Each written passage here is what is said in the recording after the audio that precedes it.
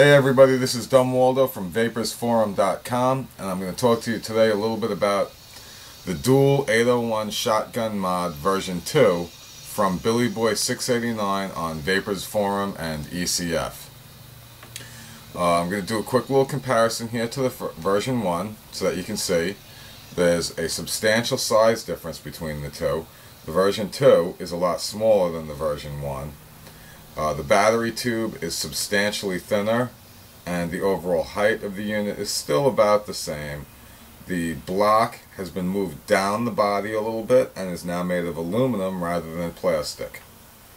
These small modifications, in my opinion, make for a much more comfortable mod in the hand. The old style I would tend to hold upside down like a big, like an inhaler even, and roll my thumb onto the button to use it. This one has an incredibly comfortable grip where the hand just really wraps around it and the thumb naturally rests on the button. So I tend to use this one right side up.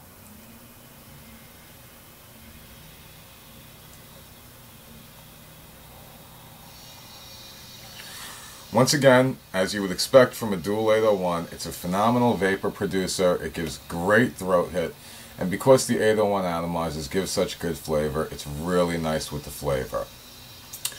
I like to take my mods apart on camera, but there really is not a whole hell of a lot to take apart with this. The battery cap obviously comes off, and before I take it off I want to mention a couple of things about the battery cap. On the old style, the battery cap was a plastic cap that went inside the tube. Now it would rise up a little bit once the batteries were in there because there is a spring in there, but it wasn't so bad. The spring on this is now located in the cap and not inside the body. So the spring puts tension on the cap, and it does cause the cap to rise a little bit over time.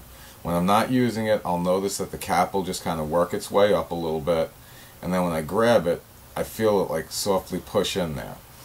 It's not that big of a deal. It does maintain connection at all times with the battery. It's just a feel thing that when I pick it up I feel something soft and I'm like, oh, okay, it's just the battery cap. It just feels a little awkward at first. So I really don't know any way that he could fix that other than to eliminate the spring altogether, and in that case I have a feeling like the battery cap would maybe rise a little bit and stop making any contact. So it works pretty well. It just gives kind of a funny feeling sometimes when I'm grabbing it off the desk or whatnot. The battery connector, the atomizer connectors, they're still Billy Boy's homemade atomizer connectors, which is basically a threaded coaxial cable connector with a piece of wire insulated to be centered. Now, the good thing about this is going to work with any atomizer, because all you ever have to do is stick your finger back in there and push the wire up a little bit, and it moves the center post up. So it will work with any atomizer regardless of the setback on the atomizer center post. I have not personally used this with BE112 atomizers. However, I cannot see how this would not work with a BE112 atomizer.